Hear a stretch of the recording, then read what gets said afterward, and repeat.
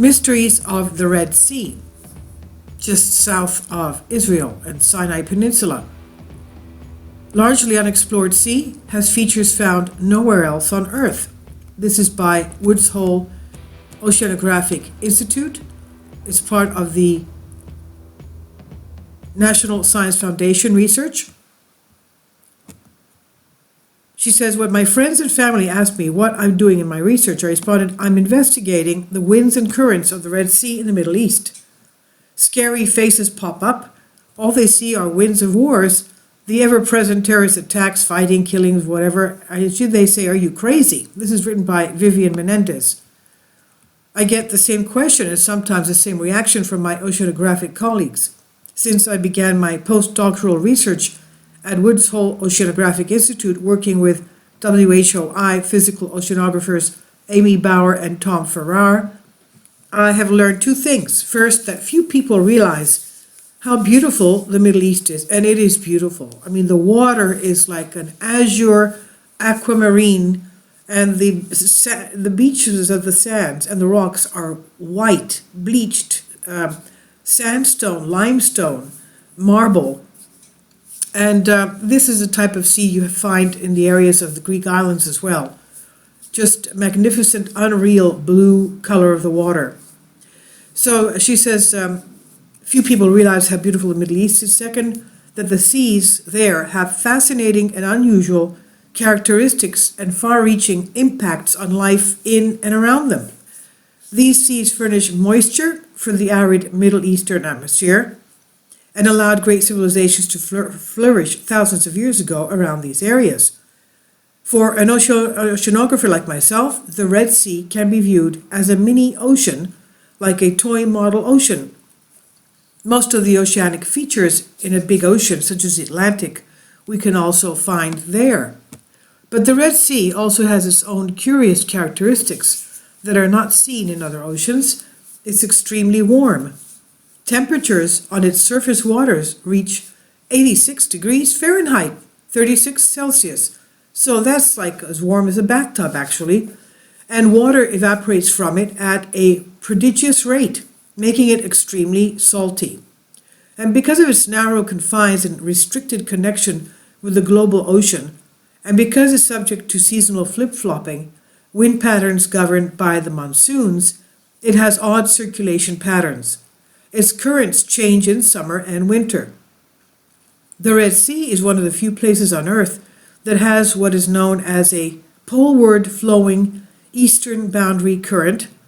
Eastern boundary currents are also called so because they hug the eastern coasts of the continents. But all other such eastern boundary currents head south in the northern hemisphere. But the Red Sea eastern boundary current, unlike the others, flows in the direction of the North Pole. Unraveling the intricate tapestry that creates this rare eastern boundary current in the Red Sea was the goal of my postdoctorate research, but I have found that the Red Sea is far more mesmerizing and complex than I initially imagined. A variety of exotic threads are woven into the tapestry that produce the Red Sea's unusual oceanographic phenomena. Seasonal monsoons, desert sandstorms, wind jets through narrow mountain gaps, the Strait of Bab al-Mandeb that squeezes passages in and out of the Red Sea, even locust swarms. The politics of the nations surrounding the Red Sea are also complex and make it among the more difficult places to collect data. That explains why many Red Sea phenomena have remained unknown. But unexplored regions are the juiciest for scientists because they are the ripest places to make new discoveries. Gateway to the Red Sea. In the Red Sea, the water evaporates at one of the highest rates in the world. Like a bathtub in a steam room, you would have to add water from the tap to keep its water level stable. The Red Sea compensates for the large water volume it loses each year through evaporation by importing water from the Gulf of Aden, through the narrow Strait of Bab al-Mandeb between Yemen on the Arabian Peninsula and Djibouti and Eritrea on the Horn of Africa. The Strait of Bab al-Mandeb works as a gate. All waters in and out of the sea must pass through this. No other gates exist, making the Red Sea what's known as a semi-enclosed marginal sea. In winter, incoming surface waters from the Gulf of Aden flow in a typical western boundary current, hugging the western side of the Red Sea along the coasts of Eritrea and Sudan and the African continent. The current transports the water northwards, but in the central part of the Red Sea, this current veers sharply to the right, and when it reaches the eastern side, it continues its convoluted journey to the north, but now it hugs the eastern side of the sea along the coast of Saudi Arabia. Here's where the mystery deepens.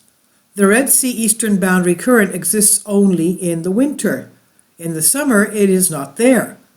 I wanted to find out how it forms, how it changes, and why it seasonally disappears. Disappearance of the seasonal changes. The detectives and the pirates, to unravel the complex tapestry that makes the Red Sea eastern boundary current, I am like a CSI crime scene investigation agent, sifting through as much data as I can get and pulling them together to solve a mystery. But it's hard to obtain data from the Red Sea. Its narrow confines means that its waters are restricted by countries around it that are often in conflict. It's hard for researchers to get permission to enter them. In addition, many waters in and en route to the Red Sea have been beset by piracy. In the spring of 2018, I was aboard one of the NOAA ships, Ronald H. Brown, in the Arabian Sea. It was the first time in more than a decade that a U.S. Navy allowed an American research vessel to go to the Arabian Sea. We were allowed to go only on the eastern side, and we could not go anywhere beyond 17.5 degrees north because it wasn't safe. On board, we conducted many safety drills, learning how to hide from pirates. The Red Sea is also hard for satellites. Its width is small compared to the spatial resolution of most oceanographic satellites. Altimeter and wind satellites have a spatial resolution around 30 to 50 kilometers. The maximum Red Sea width is only 355 kilometers. In addition, satellites can give us information about what happens at the sea surface, but they cannot reveal the mixing and other processes that go on beneath the surface.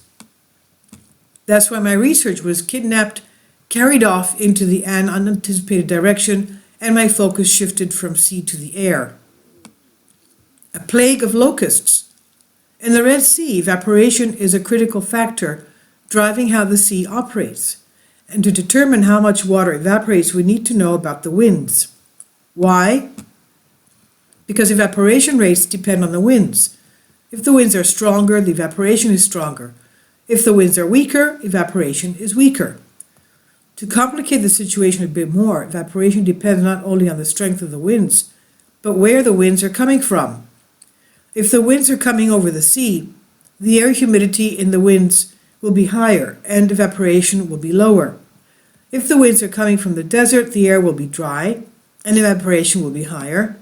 So to unravel the eastern boundary current, we needed to have a pretty good picture of how the winds blow in the winter.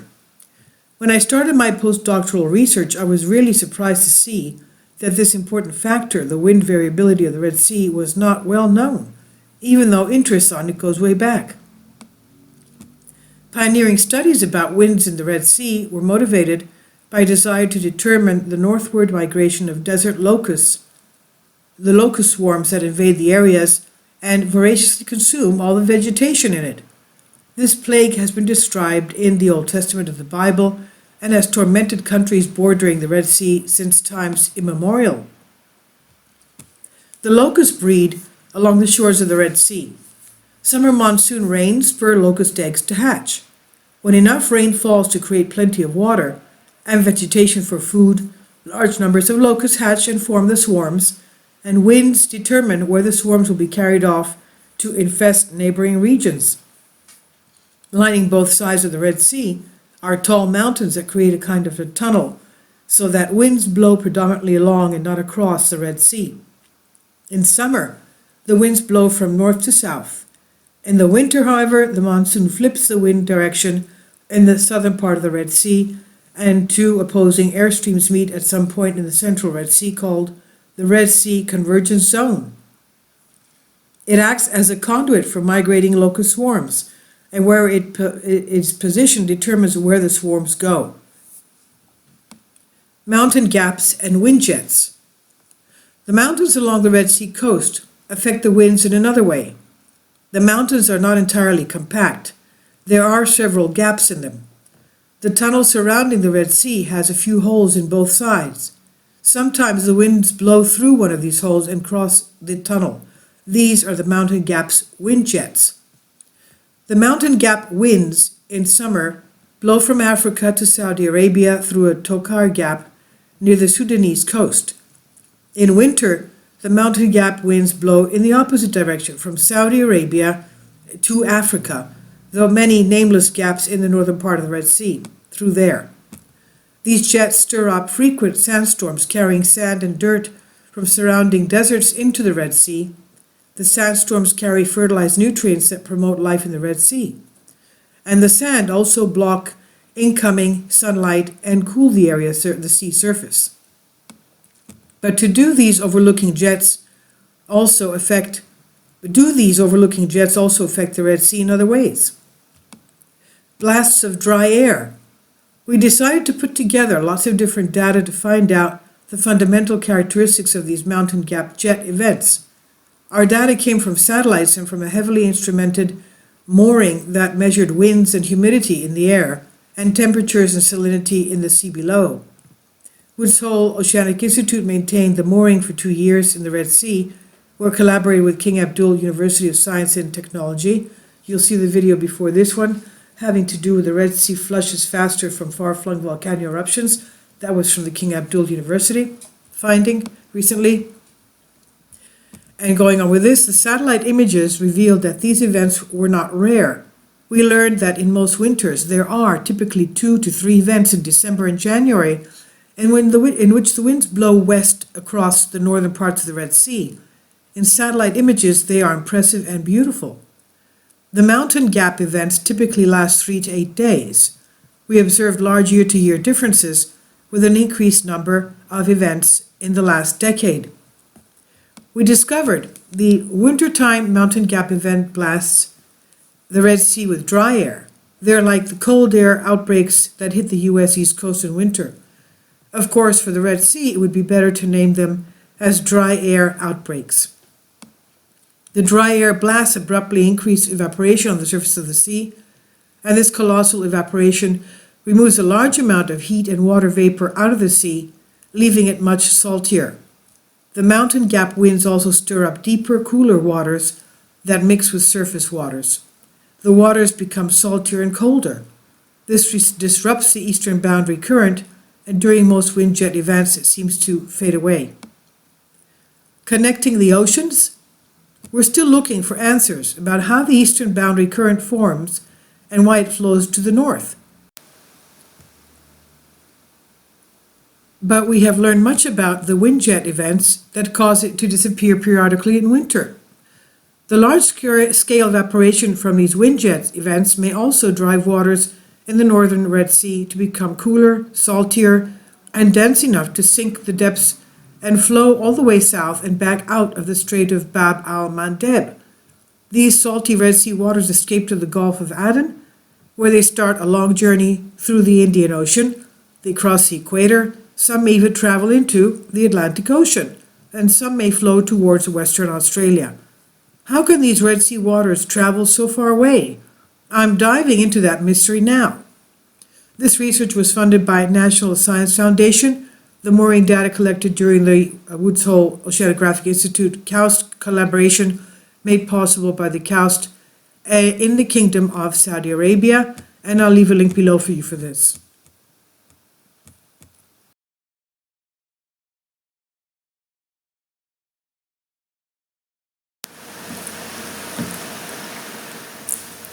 If you'd like to join me on my Patreon account, you will hear content not covered by mainstream media.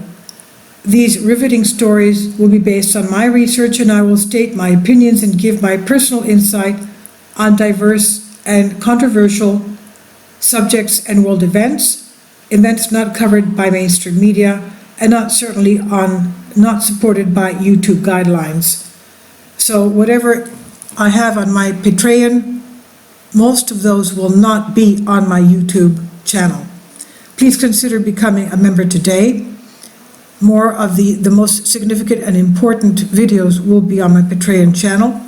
Your support helps me to continue my research and keeps this YouTube channel alive.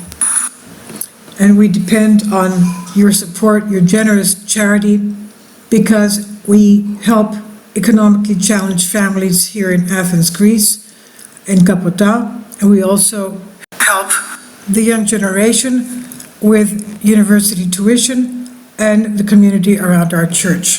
Thank you.